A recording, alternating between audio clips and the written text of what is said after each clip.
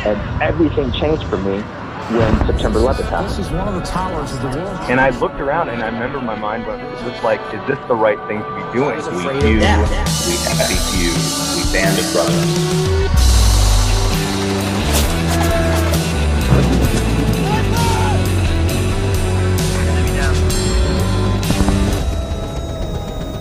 You're not living for somebody else. You're not living someone else's story. You're writing your own script. You're free. Welcome to Woke Warrior Stories. Hey Griff, otherwise known as Matt Griffin. Welcome to the Woke Warrior Stories podcast. Stoked to have you, man. Stoked to be here as well. Stoked, right? That's a good word. No, I consider if somebody pulls that out of the pocket right off the bat, that, all right, this could go well. So let's imagine there's a clone Griff. And this clone Griff has the exact same consciousness that you do. So as you're experiencing life, it's experiencing the same thing. What would that clone Griff see about how you show up each and every day to your life? And show up ready to work. As soon as I wake up in the morning, I've got this big, I think 5 foot by 4 foot photo that I took climbing Mount Rainier with a team of veterans. And it's the most beautiful sunrise I've ever seen in my life. And the only way that I got there was by hard work, dedication, persistent, pushing every day. And like, that's the first thing I want to see every morning, because it shows you the good things in your life that comes from working hard consistently. And then that Griff would get up and he would go sit on his couch with a cup of coffee. He would meditate for 10 to 15 minutes. And then he'd immediately get into either a yoga workout or head to the gym to get a strength or balance workout in. And then he would come back, he would look at his finances, because you got to do well in order to do good. And so just making sure everything's there, in and on time. And then faith-based. I don't know if any of you guys are faith-based, but I like the His Utmost, My Highest. It's just a website with a daily devotional every day. And I'm not a Christian, but I really like the short messaging they have there every day about how you can show up, and do your best to represent the universal positivity that's out there. All right, so I'm learning something about you already. First off, you're a principle-based man. I hear that. When you say I show up to work every day, I hear a person that's driven and resilient enough to show up and do that every day, because I know I happen to have part of the story here. You're part of an organization that's up to pretty good things. I hear meditation. So I hear this like kind of self-care piece in there that I'll be interested in tracking, like where that started to show up and where you started to see some value in that. I hear a conscious person, because you're talking about turning to certain material for inspiration, and it's faith-based material, but you're also saying, well, I'm not necessarily a Christian, but I'm okay taking those messages and utilizing them in some positive way. And you also talked about, hiking up a mountain with vets. So I hear how maybe that connection with the veteran community might be part of your story that we'll track. Does that all sound right? You're right on it, man, on the pin. Here I hear resilient, driven, whole person. I hear, kind of a well-rounded person, conscious person. I'm curious where all that started to come into place. Was there a particular low point or a challenge where that maybe became a catalyst for you to move towards what we see today? Yeah, definitely. All right, man, take a breath. I'm a pretty stubborn person, so I bounced off the bottom more than once. I'm gonna back up here. Like, I was an only child from divorced parents who divorced really early. Where are you at? Where'd you grow up? So I bounced around. I was a military brat. My parents divorced in New York, and then I moved with my mom to Maryland, and then my dad got stationed in Germany, so I got to see him like once a year. Oh, wow. What was he doing? He was an armor officer. So he was just driving tanks around, doing the thing, like the Cold War thing in Europe. Was he Army? He was an Army guy, yeah. Yeah, I grew up, not hanging out around a lot of people, just where my mom lived. Like, we didn't have a lot of money. And so the only thing I could do was just like ride my bike, work out, hang out. I did it like I was a really poor student. up until about junior high, just because I really wasn't challenged by much. And then I got to be about 14 years old, and I was 14-year-old hormonal teenage Griff, and my mom was like, "You got to go live with your dad." Mm-hmm. And so my dad retired from the military. I went out to Iowa to become a chiropractor, and so he was going to essentially medical school, and I really didn't see him much, but we had a really mature relationship. And he was like, "Look, man, you can do whatever you want. Just don't lie to me." That's our only rule. And like, so you got to play sports or work. That's it. One of the two. Mm-hmm. In Iowa, it is a fantastic place to be raised. Mm-hmm. There's good, kind, warm, loving people, and all they do is work hard. Mm-hmm. So that's where I picked that up. And then I, went all the way through. My dad was a West Point guy ever since I was, a young kid. All I wanted to be was an airborne ranger. Went to the academy, graduated, and then it was 2001 time frame. And then I went to special operations. And so, well, let me take you back just a little bit. I'm sorry to run. Well, I'll take you right back. Yeah.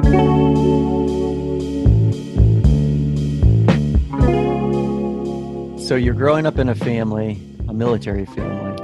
And I've heard this challenge for other vets that grew up in military families. I didn't, but I've heard this before. That there's kind of this dilemma that you find yourself in. You're given a lot of freedom and space because of the realities of what that looks like. You're moving a lot, but you're also forced to make a lot of adjustments. And I hear that you're saying, well, I found myself kind of with a lot of free time, alone time. You're saying that maybe you didn't connect to the school thing.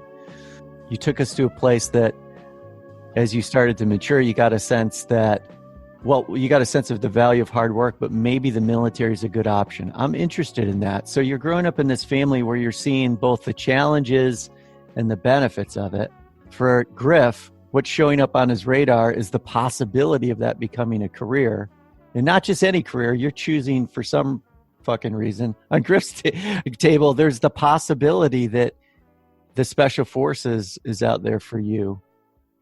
What's going on in your life where that became a possibility? Were there certain mentors where that started to come on the radar for you that looked like a possibility? Yeah, the Ranger Regiment, like they kept poking into my life. Huh. I'll never forget it, man. It was like one of those things I could just close my eyes and I can smell the air.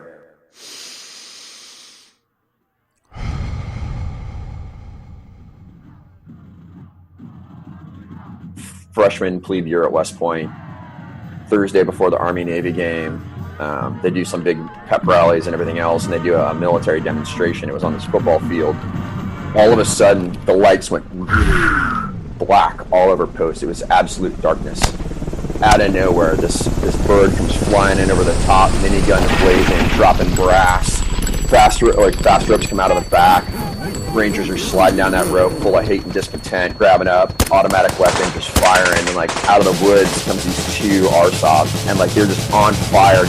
And all I could think was like, these guys are so present, so focused, so aware, so switched on. Those are my people. I'm going to go hang out with those guys. I mean, it's just like rolling with a pack of lions.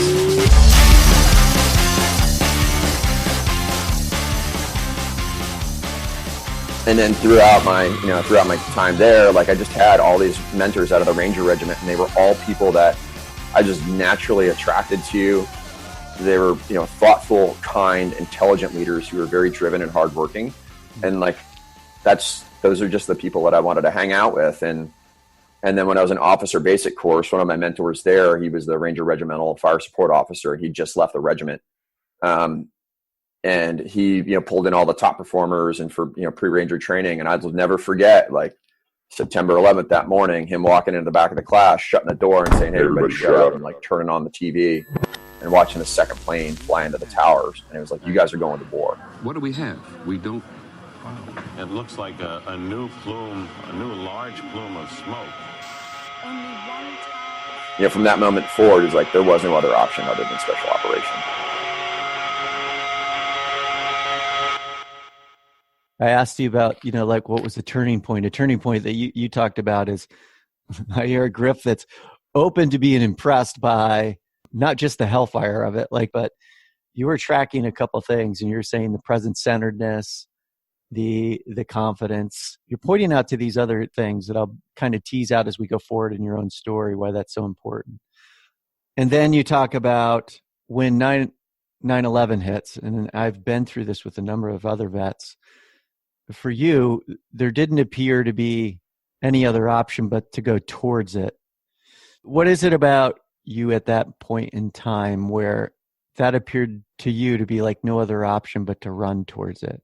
Because I heard your background. You're raised in this place where you grew up in a culture that's exposed to the military. You reference, the kindness of hardworking people. I hear those influences, but there's an extra step that anybody has to take. What was it about you that you were like, there's no other option but to go forward towards this? Maybe a little family history too. Like, great-grandfather fought in World War I. America goes to war. My grandfather left Jersey when he was 17 to go to Europe to be a tail gunner in an A-20 Havoc. Which is like those are the elite fighter pissed off bombers. 3 guys, pilot, bombardier, tail gunner. And they were going after the ball bearing factories and the critical bridges. And he flew 52 missions before he got shot down. And it's just like I don't know what it is. Maybe it's a natural vibe or whatever it is. But when I see danger or attraction or something that needs to be corrected, I naturally gravitate toward it because I don't know, maybe I think I have the skills or the ability to make a positive change. But I've always been attracted toward that. Like, run to the sound of gunfire has always been like, okay, hey, we're going to go get in it. Like, that's it.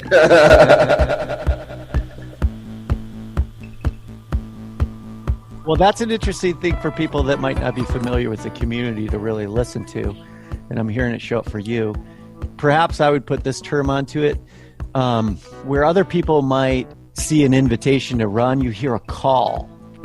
And it's not something that it sounds like you're able to necessarily put your finger on, but you can reference the power of past stories that came through your family history, where you started to hear that call maybe earlier. Mm-hmm. Does that sound right? Agreed. Right? Because I've sat down with, now like being a therapist too, thousands of people. Somebody might run towards something and not be aware of why they're running towards it, right?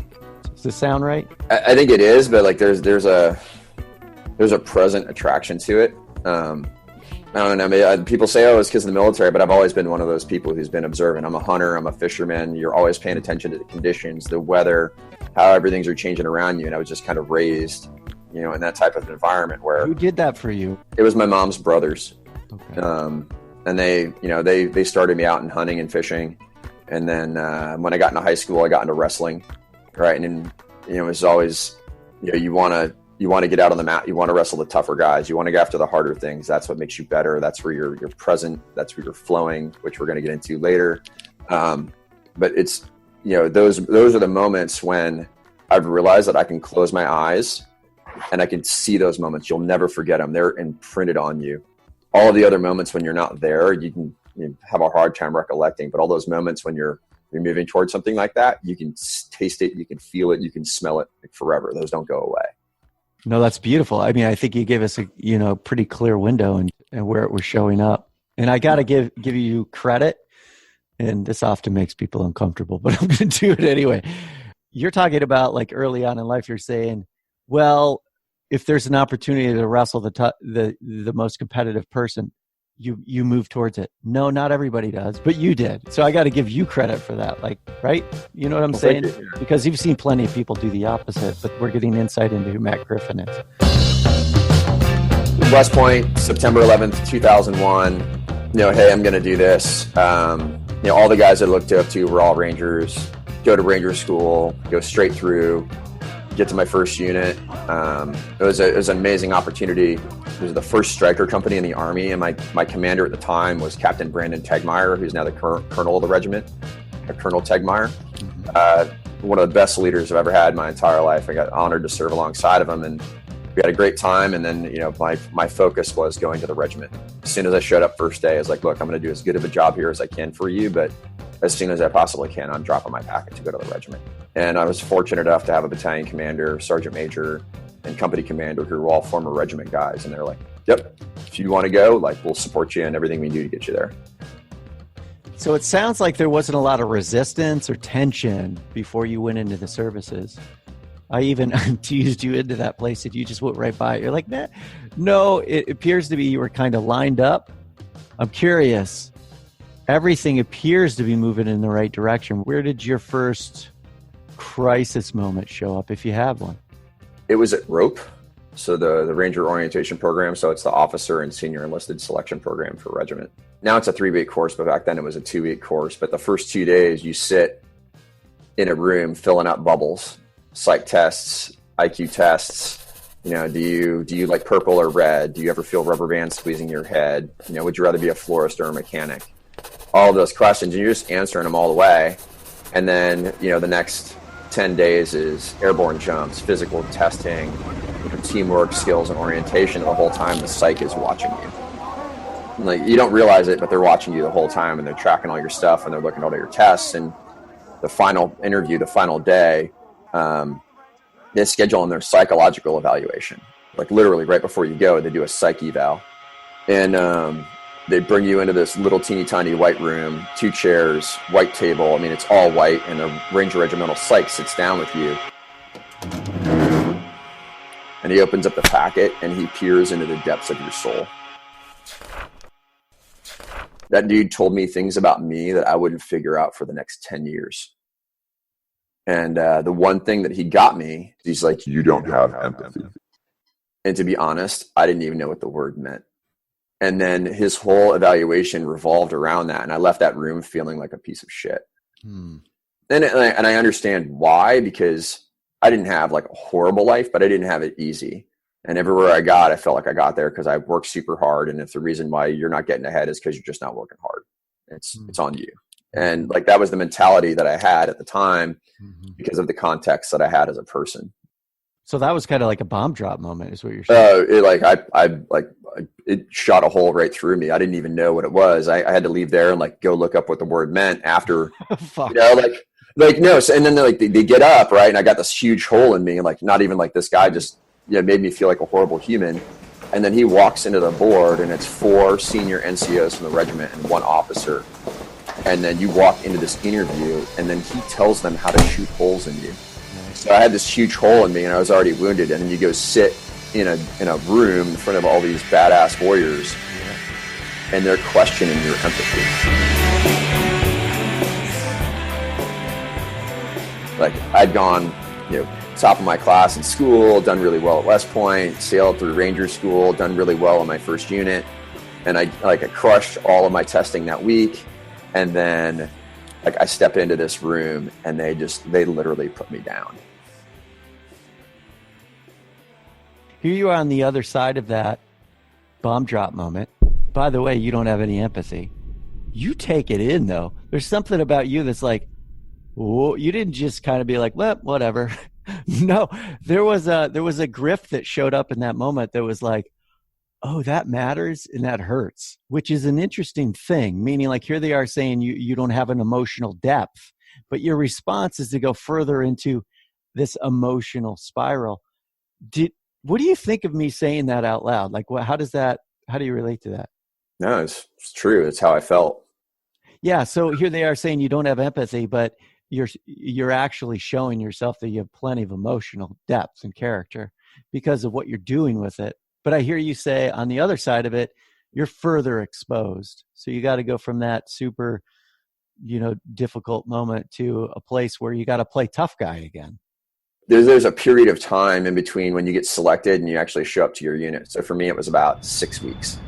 So you fly home, you transition out of your unit, and you're driving around posts, and they have those words of the month that are always like stuck in the median, which they want people to concentrate on. And like, I kid you not, I drove on the post after coming home from rope, and the word of the month was empathy.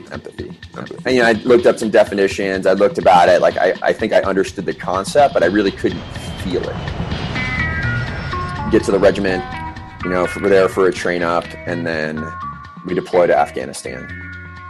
And, you know, our whole thing, it was this really difficult mission. It's called Operation Winter Strike. It's one of the only 2 times in history when all 3 battalions in the regiment deployed on the same area. And our whole mission was to deny Al-Qaeda fighters winter safe havens at like 10,000 plus foot villages.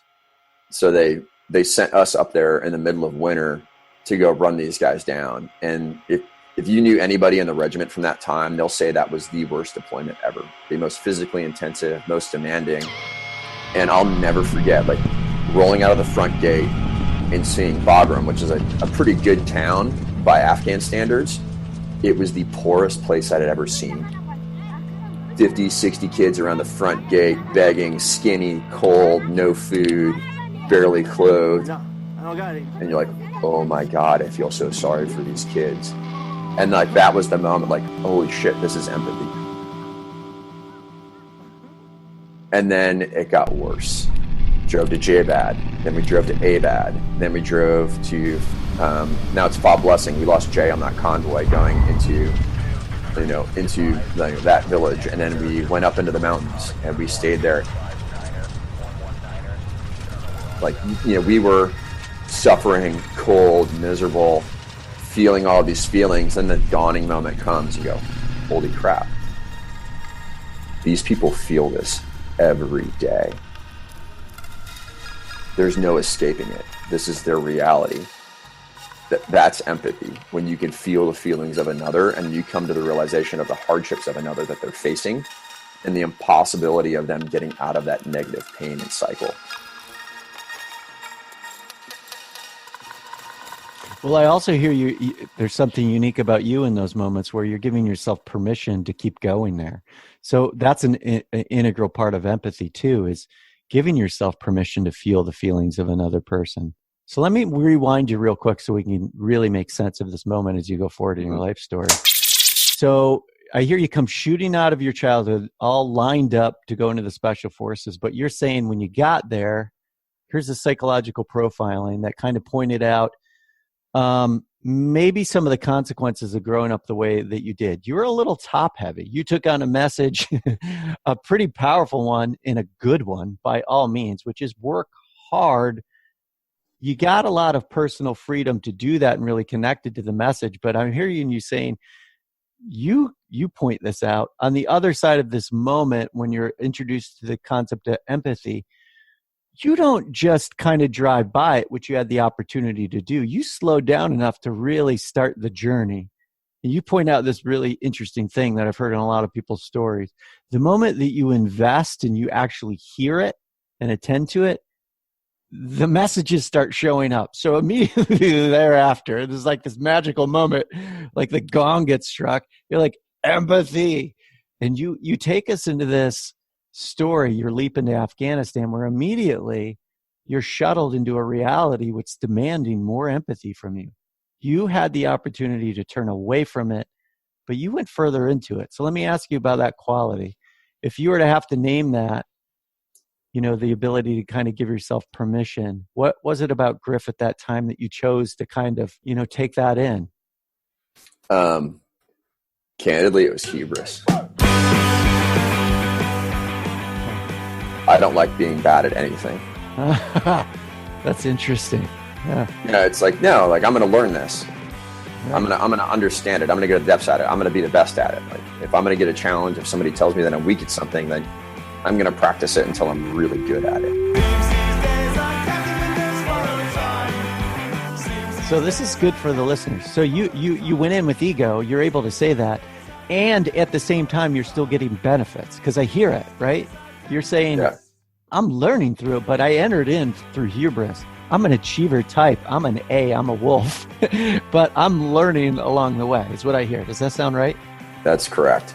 Dude, yeah. All right. We got you. All right. So here you are basically in God bless those people, every one of them, and the place. But you're in a shitstorm, in a shithole kind of. And you're being taken on this deep dive into empathy. Where does it start to make sense for you over there?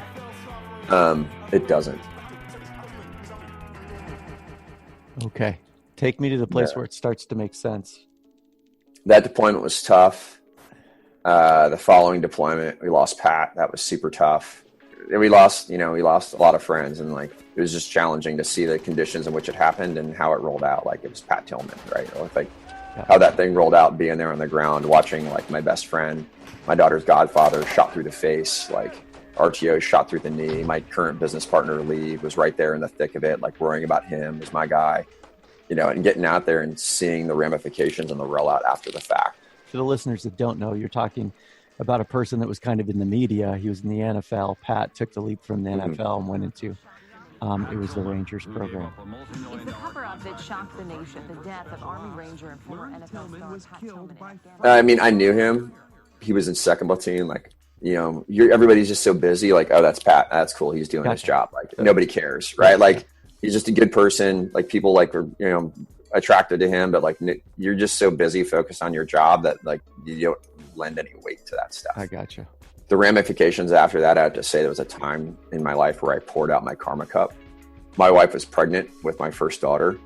And after seeing, we lost Jay on the first one, Pat on the second one, seeing how that rolls out, then everything just ramped up. It just elevated. Like if I worked hard before, it just amplified. Like there is no way this is going to happen again to any of my guys, any of my team. Like we are going to be the most dominant, the most violent. We are going to roll through, and whatever comes in front of us, like we're going to go there. We're going to be successful, and everybody's going to come home, no matter what. Yeah, that was just challenging. Just like having those feelings, those emotions, those driving weight. And I'd say it's all driven by fear, right? People make their decisions out of two things. One is love, and one is fear. And this one was definitely out of fear. And like I knew that I could outwork that. Like there was no way around it. You can outwork it. So you're leaning into this as an opportunity to get things right. And you're saying for you, what stands out the most to you is just acknowledging that like there's a lot of fear there of having not just to address the potential reality of that happening to you, but to people that you care about. So I also hear that kind of intertwined. Maybe you might not acknowledge this, but it's intertwined with that whole brotherhood thing too. And there's love there. But fear is your ultimate driver, is what you're saying. Yeah, I love my wife, love my kids, but yeah, like we were going to go home, and then that third deployment was our time-sensitive target deployment. So we were the hammer force. If we found high-value targets, we'd go get in the helicopters and go get them. And that was a pretty aggressive deployment. And then my daughter was born September 11th while I was in Afghanistan. And then I, luckily we were at the tail end of a deployment. My commander was like, hey man, if you want to go home, and like found a way to get myself on a contractor bird and flew home and took her home from the hospital. And my love for her was so immense. I couldn't imagine. What changed? What would you say about that moment? What changed in you at that moment? If the fear was bad before, it elevated. Like there was no way that I was not going to come home to her. 6-month break in between deployments. We actually got pregnant with our second daughter. So now we've got a young daughter that I barely knew, another one in the oven. And then we went to Iraq in 2005. And that was the Wild West. Like it was game on.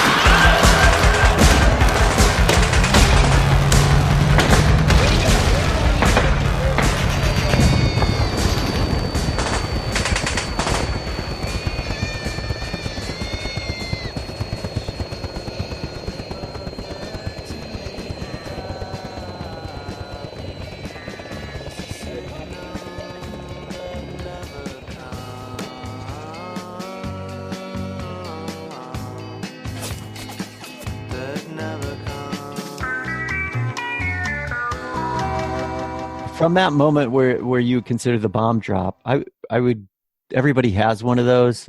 It's like the key critical life event that shifts people onto a deeper path of learning. The empathy trip took you into Afghanistan. You're saying you're taking there's all these leaps that you're making. You're able to connect to their suffering. And at the same time, you're saying, I'm also having to amp up my response so I can keep the people that I care about safe and so I can come home. So there's this critical kind of contradiction that you're having to face as a human being in that time. More empathy, and you're becoming more maybe efficient as a warrior because you're doing what you need to do and learning. Well, how are you managing that at that time? Like, was it more go forward, or was there pause moments? No, that whole empathy thing went out the door. It was gone. Like, no. Everywhere we go, it speeds the prevalence and violence of action and overwhelming force. I didn't realize what I was doing at the time, like all the things that were like peeling into me. Right. Like everything that I was exposed to. And like at the time I thought I was doing what was right for my guys and myself, but realized like, we probably weren't doing the best things for ourselves as people in the long run. Mm-hmm. You just get exposed to so much pain and violence and, emotional struggle, but like you're just shut down. You're not feeling it at all because you got a job to do. Like that's just it. There's no locked in. You're locked in. You're locked in. So no sharing the feelings of another human being. I could have honestly cared less at that point in time. Like you're a bad person. Your whole family is bad people. We're here for a reason. You deserve it. We're going to take you out of here. Like, let's go. Matt, you're at this point in your life where for all the right reasons, right? Maybe you'll get a bigger perspective on what's right for you later, but for all the right reasons, you're locked in, but you're also talking to the consequences of that. Maybe you weren't able to see them at the time. And maybe you're able to put them in perspective now in a way that makes perfect sense. But the consequences I'm saying is you're not feeling the impact of what's going on. You're operating. You're hanging out with other master operators too. You're getting the job done. 2 young ones in your life now. Your dad, you got that reality. You're taking this leap into Iraq where you're talking about the intensity of just maybe the pace of combat's increasing.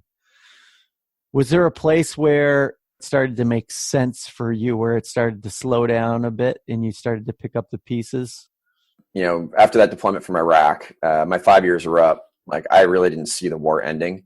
All we were catching was teenage kids, right? And as long as we're over there in uniforms and, people are giving birth, there's going to be an endless supply of fighters. They're cheap. They're easy. They're ever present. Like this is not ending. Like we're literally wrapping up high value kids.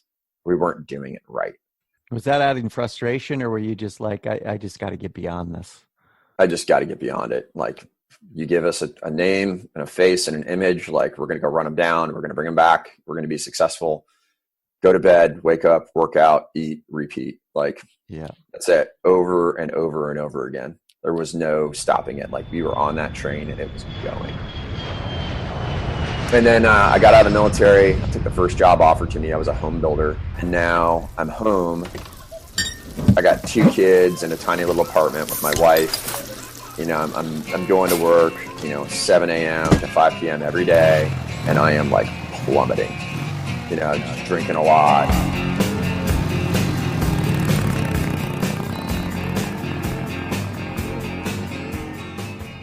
Something wasn't right. And, all of those things that we had done, all of those images of Afghanistan and Iraq kept flashing back, all the kids screaming, all the women crying, picking up pieces of stuff you shouldn't be picking up. It's just over and over. They keep flashing back. And no, I'm going to outwork it. I'm going to get up. I'm going to work out more. I'm going to go to work. I'm going to be the best at my job. I'm going to come home and then I'm going to drink myself to sleep. And just not really knowing what was going on. And I have to say that really came down to a really detrimental point in 2009 where I wasn't a good dad. I wasn't a good husband. I wasn't doing the best at work. Was that a confrontation or was that something you were able to realize yourself? That's something I was able to realize myself. There's enough signs around that, like you said in the beginning, I tend to be a little observant. I recognize patterns. Yep. And just really understanding that just the pattern, it just wasn't there, and it was never ending. It wasn't feeling good. It was putting on weight.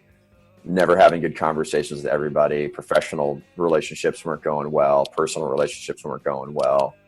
All of those things were just coming down, and just not being able to figure out what it was. You got a pretty powerful trip, through the military that you're talking about. It's interesting that you had this empathy drop into it, right? You had this kind of beware. It's almost I don't want to get too woo-woo for everybody out there, but I'm going to say it anyway. It's almost like the universe gave you a message up front, part of your journey is about empathy. So you touch base with it, but then have to divorce yourself from it. And no judgment on this part. I totally get it. And I hope everybody on the show gets that. You do the best you can, but now you're on the other side of it. And you're saying in the transition, you're having to click into a new role. It's dad. It's 9 to 5er or 7 to 5er, work hard, do more of what you're good at, working hard, but you're no longer part of an elite unit. Mm-hmm. You're no longer part of a tribe or a brotherhood, nor connected to that purpose. And you're in the role of husband and dad, and it's starting to get difficult. I hear you bring in drinking. This is pretty. I actually happened to work in the addiction industry before. This is part of a lot of that story. Is like, instead of turning outward, you only know this. Well, I'll figure it out, right? So you're like maybe turning to your own resources to figure it out, which maybe you're shutting down and caring for yourself in the best way possible. So there's Griff drinking to make it happen, and you're saying, I'm seeing the casualties along the way. You're still paying attention.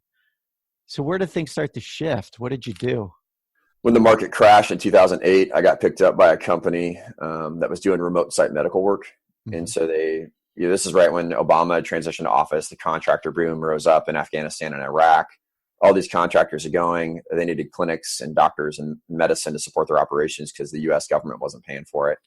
And so I went to work for this company called Remote Medical International, and they specialized in providing medics and clinics and training to oil and gas companies, seismic research vessels, oil rigs, like, Antarctic research facilities, anywhere where you needed a doc in a difficult condition, they staffed and supplied those places with medicine. Wow. And the contractors needed medicine, and they didn't have anybody who spoke military, and all these government contractors are calling them. So they hired me to be the face of sales for the company to do that. So I was traveling all around the country. We had a motorhome with our family, and I'd towing my motorcycle behind it. I'd use that to go to meetings. And I was going to a meeting in DC, and I was getting off an off-ramp in solid traffic, and some guy doesn't want to be in traffic anymore. Cuts that little wedge off, because he's sitting in the far right-hand lane and doesn't want to be in traffic anymore. So he decides to hit the off-ramp. And the guy turns 90 degrees right in front of me as I'm shifting into second gear, and full on the brakes, stoppy. I go to avoid his car. I slide off the bike, and I slide underneath the semi-truck. And the semi-truck rolls right on top of me and drags me underneath the rear wheels, underneath the trailer. And he stops on top of me, on top of my legs. I'm literally ground into the pavement at this point in time. Luckily he had somebody riding shotgun. Guy hops out, sees me under the wheels, backs off me. I roll over on my back. I wiggle my toes. I bend my legs. I don't feel any crepitus, right? I'm going through the systems check. Yep. I just realized how close I was to being dead. It was a very Lawrence of Arabia moment. You go through all that and you come back and get killed by a bike.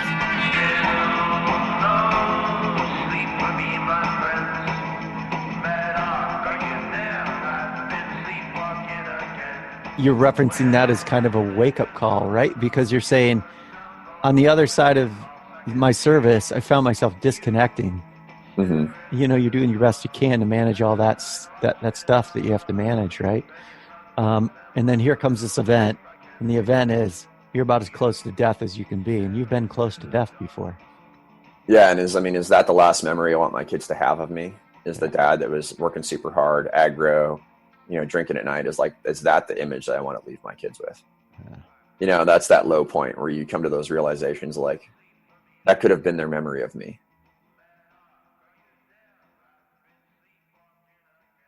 I hear this coming full circle for you, empathy. Yeah. And empathy for the people that you care the most about. I mean, probably that mean the most to you. You're really feeling their pain at that moment. And that's a different kind of take on the way that you've been looking at empathy in your life story.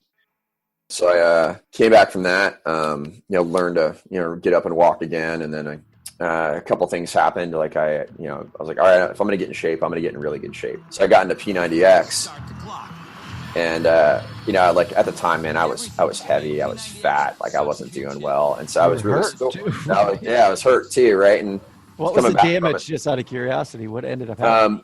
Yeah, I didn't break anything. Oh my God. Not one, because I was concentrating on flexing and keeping myself really tense while I was underneath there. And then I just developed some really massive scar tissue on my IT band. I got a large hematoma in my leg where I had 2 liters of fluid in my thigh that would float between my knee and my hip, depending on how I was going. It was super painful a couple of months until that went away.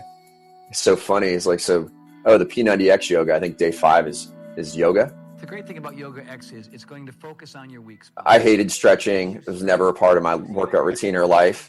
That workout got me to puke faster than any workout I've ever done in my entire life. And then the next day I got up and like, I wasn't sore anymore. And I was like, man, there must be something to this yoga, which then started into like a daily practice, which at the time I just thought was a good workout, but I really didn't understand what I was doing for my breath, for my attention, for my awareness. And then in early 2010, so about 6 months later, I got my dog, Geronimo. He's a wired-haired pointing Griffin. He's a Dutch hunting dog. We signed up for the rescue. I don't use guns anymore, or at least I'd given up guns when I got out of the military, and I moved over to archery hunting. And so I said, I'm not going to gun hunt the dog. And they said, well, we're never going to give you a dog then. All right, we'll just keep this on the list. And six months later, they called me, and they said, hey, we've got a dog in Oregon.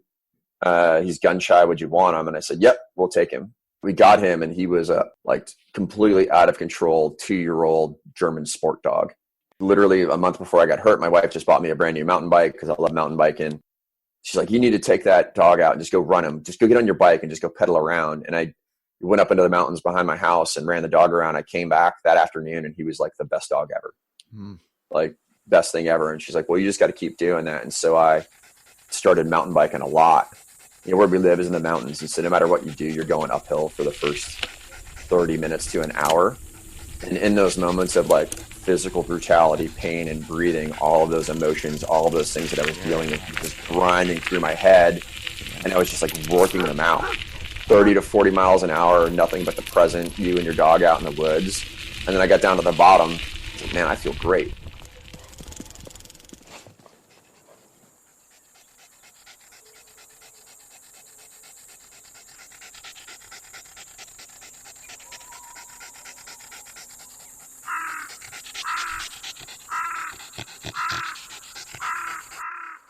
It's really interesting what you're talking about in terms of your evolution. Wake up call, you start to get back in touch with your physicality again, right?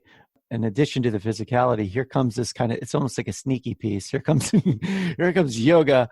Full systems start to come online. The next step is here comes this another critical figure in your life. Here comes this animal that appears to be out of control, right? So to speak.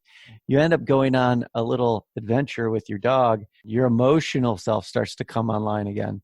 Yep. So there you are on the other side of war. You're back in touch with your family. You're starting to come online again as a person. You got another key figure in your life, Geronimo. Where is your next step? Where do things start to make sense in the bigger purpose piece? Because I know where you're at now. You're doing Combat Flip-Flops. It's a fucking awesome organization. Excuse my language. I cuss a little bit. Where do you start to get a sense of where you might fit in terms of your relationship to the world? So as soon as I could start like moving again and was healthy enough to travel, I went back to Afghanistan. We were chasing, some government contracts for the Afghan military, and there was a lot of contractors in Afghanistan that we were serving. There was a lot of zeros floating around those days. And I ended up at an Afghan military conference. At the time I was a young officer, right? And all these guys who show up at these conferences are all retired sergeant majors, and they're buddy with all the buyers because they've known them for years. And I'm this young officer and nobody's talking to me. And then across the way, there's another guy, long hair and a beard. Nobody's talking to him either. And he's like, hey, man. So we just started chatting it up. And he was a former Marine captain who was running a combat boot factory in Kabul. And it's really hard to find a good cup of coffee. It's Nescafe or nothing. Like coffee is a formative thing in life. And he's like, hey, man, I got a great espresso machine in my office. Why don't you come by tomorrow? I got up the next morning, got in the car, went over to the factory with another buddy of mine, and went there, and I saw hundreds of people working. It was unbelievable. And just sitting there and watching how they were taking illiterate, untrained guys off the street, cleaning them up, getting them a haircut, giving them a uniform, giving them a place to sleep, providing food, putting them in these rooms with sewing machines, and everything from how to thread the sewing machine to how to just sew a straight line, and then putting these guys through a program where then at the end of it, they were going to come out and they're going to be able to make combat boots or shoes. They're going to be cobblers, and they can make uniforms and all these other things. So they were providing this livelihood to so many people who had nothing before. And I was like, oh my God, this is amazing. All of those people that I saw that were suffering and cold and hungry and everything else, Now they have the ability to rectify that through hard work. Everybody just wants the ability to work hard and provide for their family. And like I was watching it happen on this factory floor, and after all the deployments and all the pain, all the suffering, all the loss, I was standing there and going, man, it might have actually been worth it. Like we as a country did something extremely positive for a community of people. And like it provided a lift off my heart. Here's what I hear is like you had given all your energy to that fight, and here it comes back. And it comes into focus for you with this, seeing this opportunity of people being able to connect to a life of purpose through work. So there you are standing in this with this other, it sounds like this other kind of cavalier kind of figure, you know, there in Afghanistan in his factory, and you have this second wake-up call. Were the gears turning already? And so we're standing on the factory floor, we're in front of the injection molded boot line and the sample table, and there's thousands of pairs of boots laid behind me on the floor. And I was like, man, this is really cool. Like, hey, John, what are you going to make when the war ends? Like, what are you going to do? And he just looked at me, and without skipping a beat, he said, no, man, we're just going to shut it all down. All these people are going to go out of work. Nobody's going to want to buy anything in Afghanistan. And I went from absolute, like, you know, emotional connection, inspiration, to fucking fury. I was so mad. I was vibrating anger. Like, I was furious. Like, how are we going to ask all these service members, all these people, crush all of these families to create this temporary Band-Aid and then just abandon it? I was fucking mad. Like, mad. And in that moment of fury, I looked down on this table, and there's this combat boot sole with a flip-flop thong punched through it. And I'll give you a little bit of backstory on it. A lot of people don't know this, but we trained a 340,000 person police force and military in Afghanistan. Like, the U.S. taxpayer funded that. And so obviously you're going to need boots and uniforms and all these other things. And, you know, you got to wear combat boots if you're going to be in the Army. That's what the Army looks like. You got to wear boots because apparently you need boots to fight well. And Afghanistan's an Islamic country. So per Islam, you have to pray 5 times a day.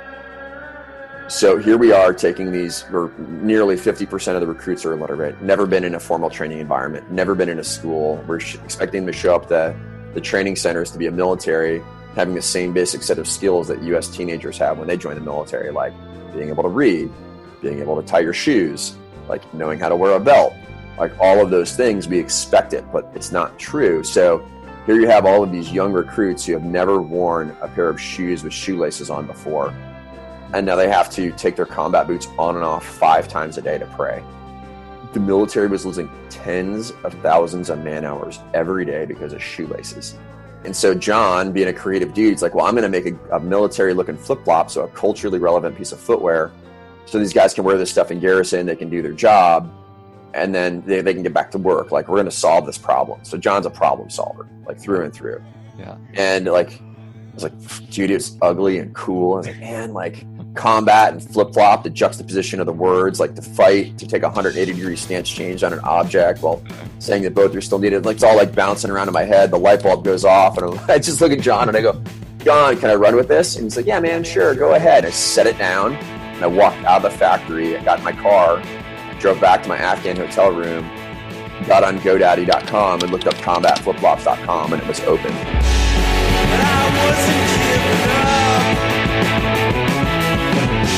And so I called my Ranger buddy. It's like 2:00 in the morning in LA at this time, and he answers. What's up? Because he's not sleeping either. Like a lot of guys, we don't sleep when we get back. I was like, hey man, I'm thinking about starting this business, combat flip-flops. We're going to make flip-flops in combat boot factories in Afghanistan. What do you think? Dude, I'm in. I was like, all right, cool. $2.99 combat flip-flops was ours. Got the Facebook page, got all that other stuff. And then we started.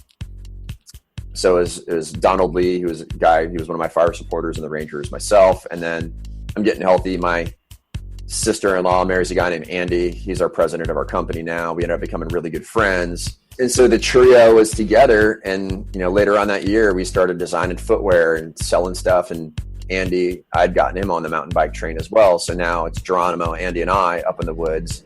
Now I'm building a bond with my brother, having a great time, hitting flow. We're coming up with all these ideas for the company. And it just took on a momentum of its own.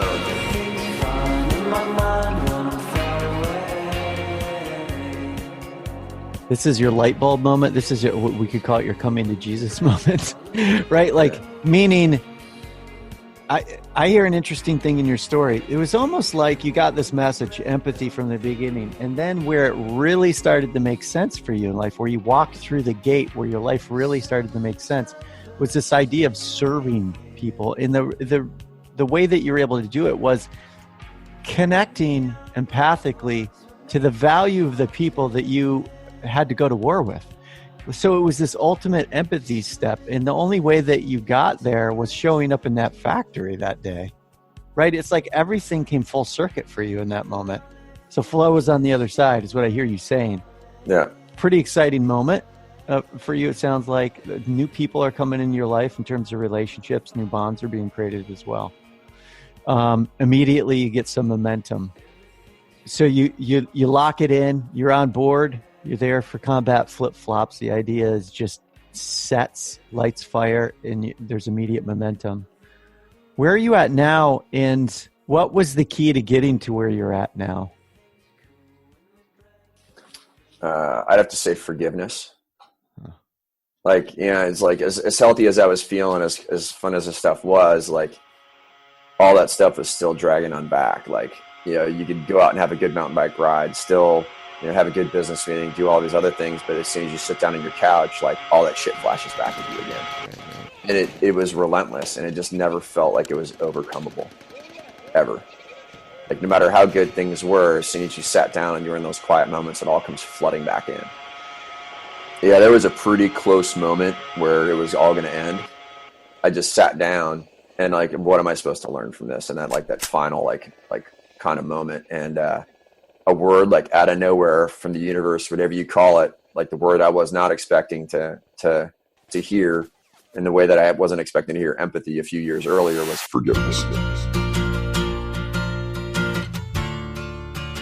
You got to be able to forgive yourself. You got to be able to forgive others. And until you can grant forgiveness, you're never going to be able to move forward. As the crow flies, as he walks in light, he tells the tide, trailing from our eyes, and if we live until we're long in the teeth, think of me, how I used to be.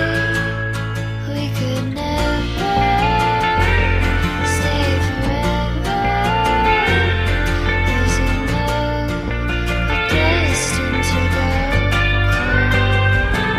It isn't over till it's over, and what's good is good as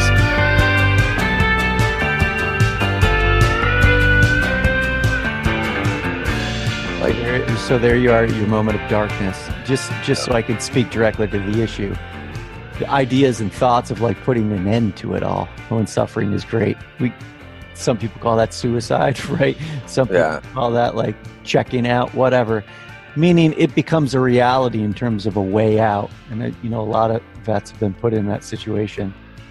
But the message that comes back is forgiveness.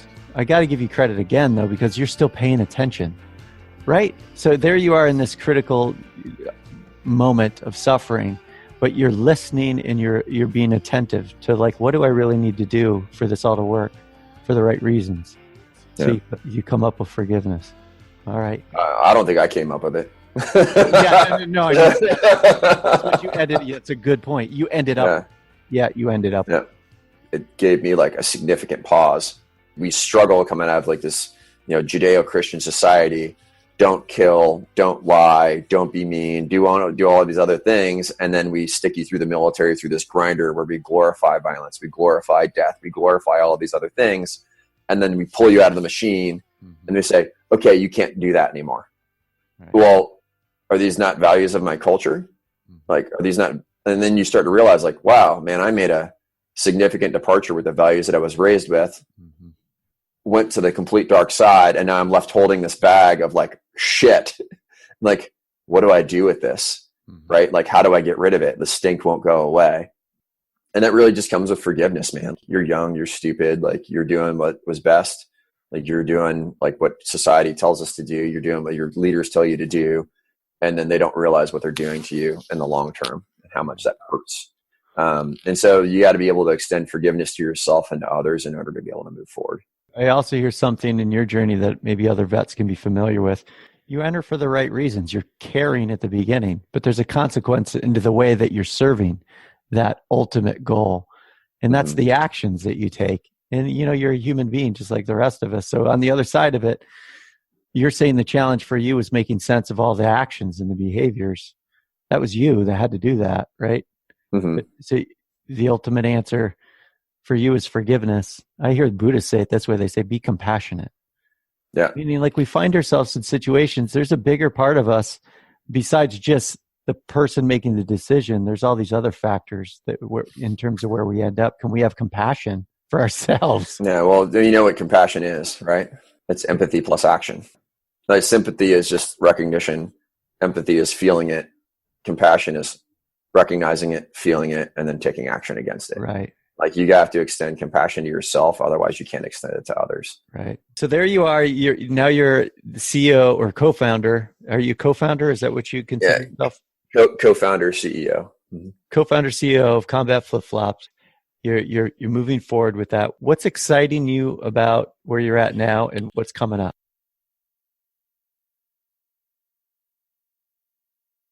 It's been 7 years now and people are really starting to finally pay attention to what we're doing.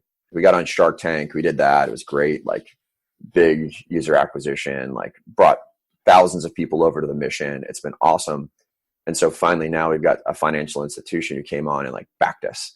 So now we can actually run at full speed, which is something like, you know, we've been, you know, in a truck in second gear, towing a trailer up a mountain pass, right? For the past 7 years is the way that it feels like. And like, just unhitched the trailer, put it in 6 and like got a full tank of gas and then we're mashing the hammer down.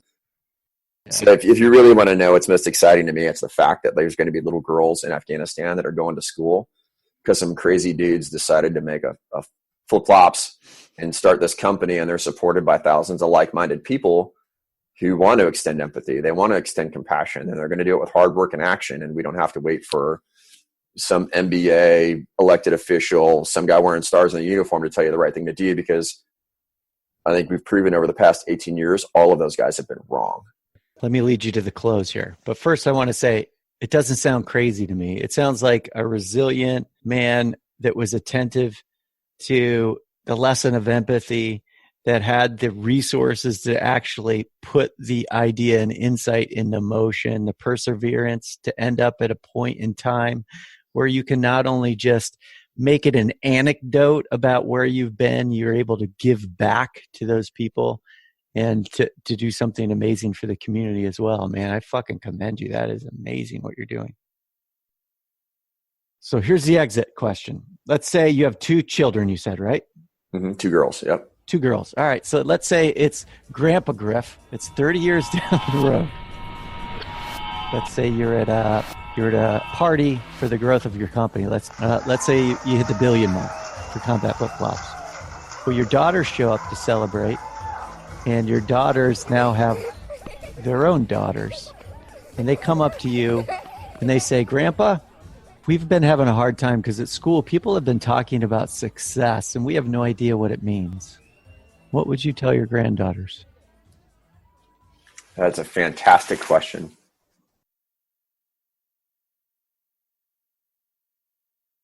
I just was at a conference and they brought us in to talk about the difference between purpose and mission. You know, everybody's trying to drive these purpose-driven companies and these mission-driven companies, and a lot of people just don't even understand what the words mean. Mm-hmm. So your purpose is a large, big, hairy, audacious goal that will take 100 years to solve. You will work to the end of your life and you will never see that come to fruition, but you do it because it's the right thing to do. Mm-hmm. Our purpose is to end armed conflict. The idea of trying to force your will upon somebody else with small fragments of metal and high explosives is fucking barbaric. It's old. It's antiquated. Like, we can get beyond that now. Like, there's no reason for it. Your mission is how the steps that you can take in your lifetime in order to move toward that purpose. So when you step out of this world, what success looks like is that you have driven on your mission the best that you can. And when you leave, there are other people that are modifying that mission and driving on that mission to fulfill that purpose. You have to leave it behind for others. I think that's what success looks like, is when you step out, are people going to know it's the right thing to do? Are they going to follow behind you? Like, are they going to do what you started? And that's what I would think success looks like for my kids. Matt Griffin, Griff, thanks for joining me on the show today. It's been an honor, man. I feel the same way. It's been an honor to be here today as well.